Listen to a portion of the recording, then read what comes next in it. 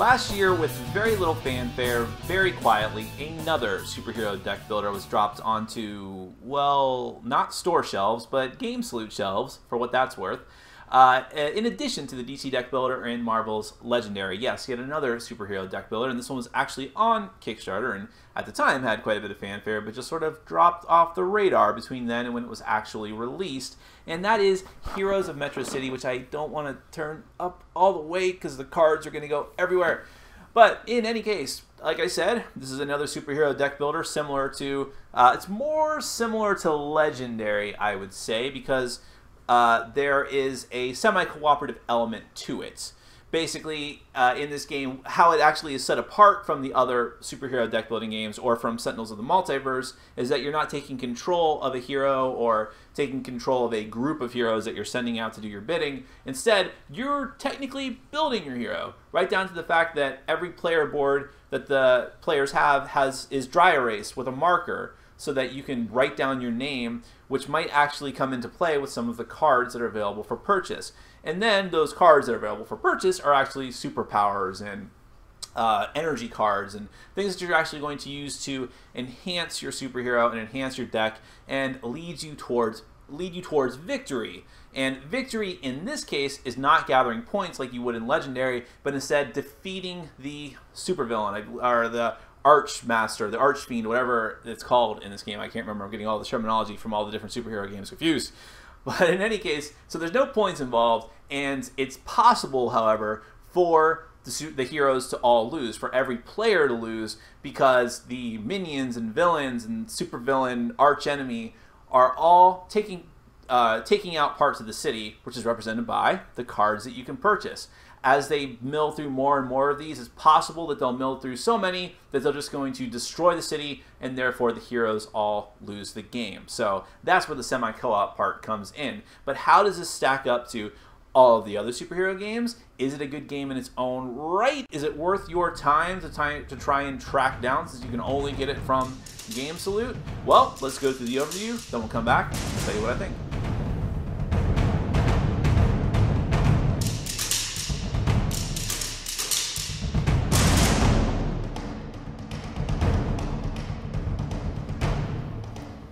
Alright, I'm just going to give you a brief overview of Heroes of Metro City. It's a competitive game where each player is a superhero who's trying to evolve and get bigger and better powers so that they can be the first one to take out the archenemy. The first person to take out the archenemy who's trying to destroy the city with his minions and his villains is the winner. So when you set up the game, you're going to populate the city, and the city is actually represented by all the different cards that are available for purchase by the heroes. You have powers, which are the blue cards, and you have energy cards, which are the orangish yellow cards, and then you always have plot points, or I'm sorry, origin stories available for purchase. Each hero also starts with 5 origin stories and Spark of Energy, which are the lowest, pretty much the weakest of those type of cards. The origin stories gives you plot points. Plot points are the currency in this game, which you're going to use to buy powers and other energy cards. And Spark of Energy gives you energy, of course, which is what you're going to use to actually fuel your powers. When you take powers into your deck and want to use them on later turns, you have to put energy cards on your player board, which everyone gets. And by putting, let's say if I have an energy 1 card here, that means I can actually use a power that only requires 1 energy, like this Deadly Blades card. Up here in the corner it says required 1. Well, that's how much energy I have to have, so as long as I've slotted at least 1 energy card there, I can play the Deadly Blades. Over in the other corner of these power cards are how many plot points it requires to buy these. During a certain phase of the game, which is actually phase 4, the story development, you are able to purchase 1 of these cards, and only 1, if you have enough plot points. And in the start, you can only get plot points from your origin stories. Anytime you see a number alongside the text of the card, that's what phase that these things happen in. So for instance, phase 3 is when you battle enemies, and that's when these abilities will kick off. So by using Deadly Blades, you can deal 1 damage to one of the either minions, villains, or the arch enemy. Frenzied Rage, you get to deal an additional physical damage when activated by an energy source of level 3 or higher. So if you have a really powerful energy source out, of which there is one out on the field, the Uncanny Mutation, which gives you 3 energy, you see, then you would actually be able to kick off that much better ability of Deadly Blades. Some other examples, you have Armed Super Vehicle, which is going to let you draw extra cards You have Supersonic Flight, also lets you draw cards. Aerial Advantage, you can choose one power card you haven't played that deals damage, and it deals one additional type damage of the same type. You have Weather Control, which is going to get you a bonus to city defense rolls when the minion and the villains and the archenemy attack the city. And also for every minion that was stopped by the city defense during that same turn, you get to draw an additional card at the end of your turn. So that's just some of the different examples. So once you populate the city, everyone gets a player board, everyone gets their starting cards. You actually get to name your character in this game. So obviously I am Hipster Supreme, who is the most powerful of all hipsters. And the reason that's important is because there are actually certain cards in the game, I don't think there's any out there right now, which are actually influenced by what you name your character. So for instance, actually there is one out here. If you are, here we go, Affinity with Nature. When if your hero's name includes the name of any animal, you get to draw a card when this card is, when this card is used to activate a power, you get to, and you're named after an animal, you get to draw a card. So the game kind of encourages you to look at what's available to buy and name yourself accordingly. Now over here, we have the enemy board, and like I said, these are the people that are going to be trying to destroy the city and keep the heroes from winning. So the deck of, you have a deck of minions here, and they're all randomized. Whenever one gets destroyed, a new one will pop up. Over in the top corner here, we have how many hit points these have. So if you're able to deal enough damage to meet or beat that threshold, you're able to destroy the enemy. If you destroy one of the enemies, you're actually able to take them into your deck. You put them into your deck reverse side up, and they are going to give you plot points. Usually better plot points than your origin story starting cards. But they also have some special abilities. So defensive perimeter for the loyal grunts. Until the loyal grunts are defeated, villains have +2 life. Backup, villains destroy one power card in addition to their normal destruction powers. Well, let's talk about those destruction powers. So during the phase 5 of the game, it is city destruction. Any of the minions and villain and archenemy that are up and active on top of the decks have a chance at destroying the city. They all have special abilities that might do things. Now, the loyal grunts happen to have Destroy 0, so there's no chance that they'll be destroying any parts of the city. But Ella Mundus here has Destroy 2, so she might destroy 2 cards from the city decks. And the archenemy, who happens to be Mr. Cataclysm here, can destroy a lot because of his special power, Meteor Shower. But you get to roll these 3 die. These are city defense die. Down at the bottom of the villain board and also on your own player board, it will remind you that according to the number of players in the game, 2, 3, or 4, you have to roll a certain number in order for the military and the city guards to prevent these evil people from destroying the city. So, for instance, for a 2-player game, to stop the minions from destroying anything, you'd have to roll a 9. In a 3-player game, for the villains, you'd have to roll an 8, and so on. So you'll roll all 3 of those and hope that you are able to meet or beat those numbers. If you are not able to, then the minions' destroy abilities kick off and they start destroying cards in the city. If too many cards are destroyed in the city, then the heroes are going to lose the game, which nobody likes. So that's basically how the villain's destruction works and the minion destruction. Once you get to the start of a turn, if you've already defeated one of the top people off the stack, you'll flip over a new one and continue on. Ultimately, what you're trying to do is make your deck bigger and better by taking more powerful power cards and the energy to fuel them. When you play your energy cards out, you can actually leave them out on the board to thin your deck. And then when you draw more and more of your power cards, you'll just be able to, if you can meet the energy threshold on the slots of the power that you're trying to use. So for instance, I could put Supersonic Flight on my Uncanny Mutation because it gives me at least 2 energy. Then I can just keep playing the power cards that I've drawn, trying to accrue enough power to be the one to take out either the minions or the villains in order to get more origin points or plot points, or just eventually go for the archenemy himself and win the game by destroying them that way. There's a lot of other little intricacies to the game. There's a ton of different cards that you could potentially have that's randomized in the beginning, but that's basically it. It's deck building. You're getting bigger and better power cards, you're getting energy cards to fuel them, and you're trying to take out all of these different nefarious ne'er-do-wells and be the first person to knock out the archenemy and win the game. Heroes of Metro City is not a bad game by any means. I realize it's probably a bad way to start off an opinion section of a review, but hear me out for a minute. What I think about the most when I play this game is that missed opportunities. Missed opportunities. I think that There's so many cool, unique things that, you know, their whole tagline, the whole idea of their game, when they were on Kickstarter, when they were off Kickstarter, and since then, has been that, I'm talking about the designers here, their idea has been that this is the game that is set apart from the other superhero games because you are building your hero. I would have liked to have seen them take that idea and run further with it because it doesn't really feel that way to me. Yes, I'm buying superpower cards instead, and energy cards instead of buying actual superheroes.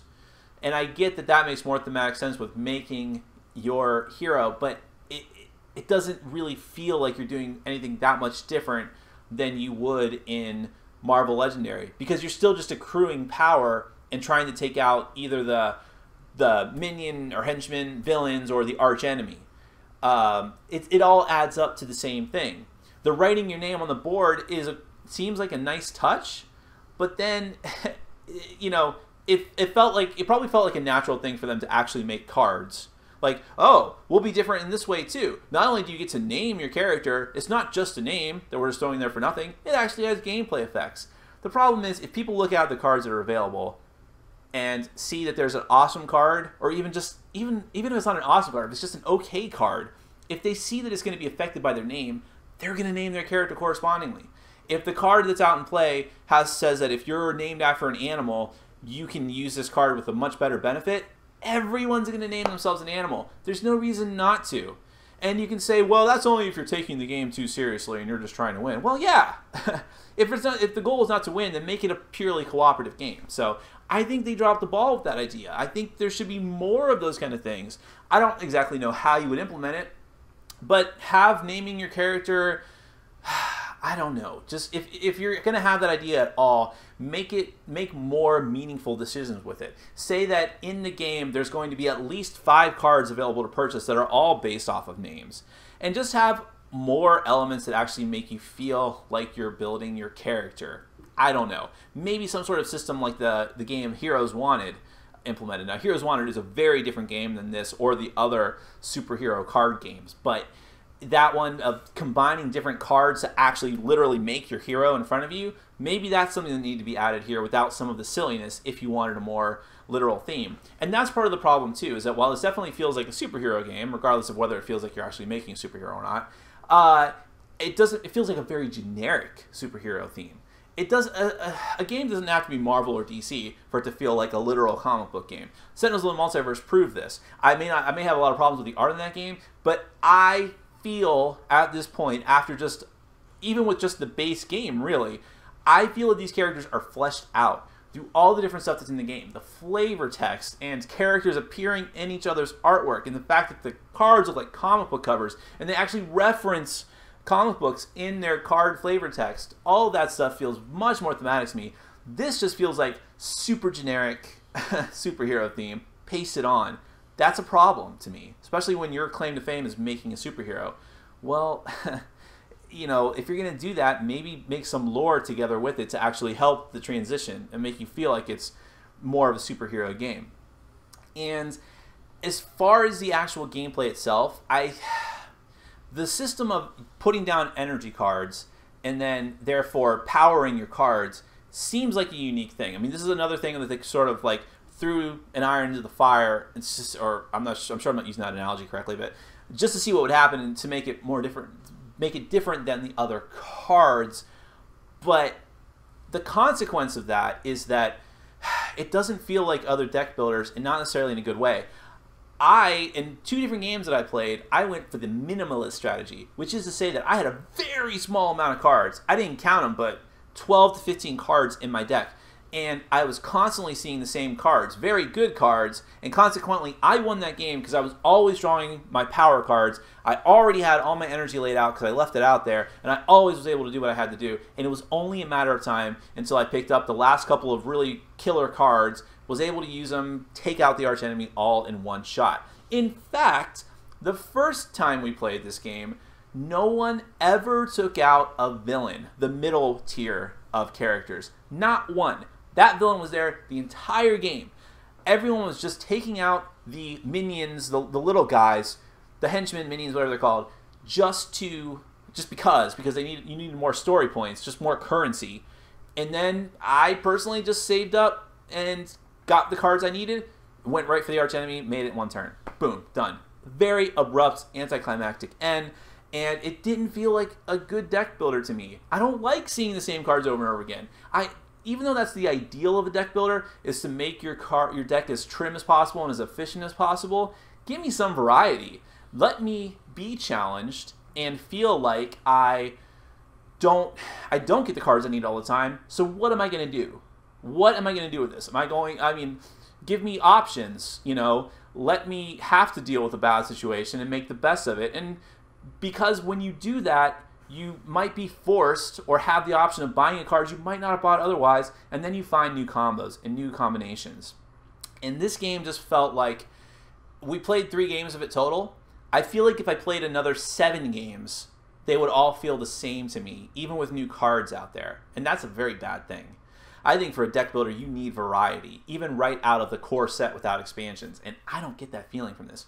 And I say that this really breaks my heart because I think that the kernel of game here, there's something good here to be had. The idea of making your hero and having some unique elements of the game like the dice. I really like the dice rolling mechanic and destroying the city parts for the villains and the archenemy. I think that's awesome. Other people at the table didn't like it, who wanted their deck building to be more traditional. They're coming more from the Dominion camp, but I really liked it, and I think it's such a cool thematic element. There are cool thematic elements here, but when it gets down to the actual turn-to-turn gameplay, that's where it kind of falls apart for me. And it's sad. I don't like that. I like the randomization of the stacks, all that kind of stuff. Oh, man, there's a weather control card that talks about my overview that I really like. It just doesn't come together as a whole very well. I feel like it's something that maybe a very good expansion might fix. But then again, are you going to invest the time and money for this? Especially if you have to buy it from GameSalute at an increased price? I don't know. That's, it depends on how much you love deck building, love superhero games, and are wanting to have them all. For me right now, I would actually consider keeping this game because it's so unique. I mean, it is unique. They got that part right. But when I think about if I had the option, and I'm sitting down with a group of people who would be inclined to play a superhero deck building game, I don't know that I would ever choose this. After this point, I don't know that I would ever choose Heroes of Metro City over Legendary, or even the DC Comics deck builder. That sucks. That sucks because there could have been something great here. I don't know. The artwork is good. The artwork is uneven because they use a bunch of different artists, or at least 2 or 3 different artists. But I like it all, to be honest. I think it's better than Sentinels. I think it's probably better. I mean, I'm actually not impressed with some of the Marvel Legendary art, but and it's probably almost as good as a lot of the different DC Comics deck builder art. But man, good presentation doesn't equate to a good game. I think this is an okay game as it is. And that's probably because I really love deck building and the superhero theme. And if I didn't love those 2 things, this would probably be a very bad game. I really want to see if they can increase this. I might hang on to this for a while and see if a good expansion, which there was one on Kickstarter, if that could really enhance this game. But otherwise, I can't recommend it right now. I think if you don't have a superhero deck builder, you have better options, or just go for Sentinels of the Multiverse, which blows them all out of the water. That's my opinion anyways, for what it's worth. My name is Nick, this has been Board Game Brawl, and I'm reminding you to get out there and game every day and every way. Take care.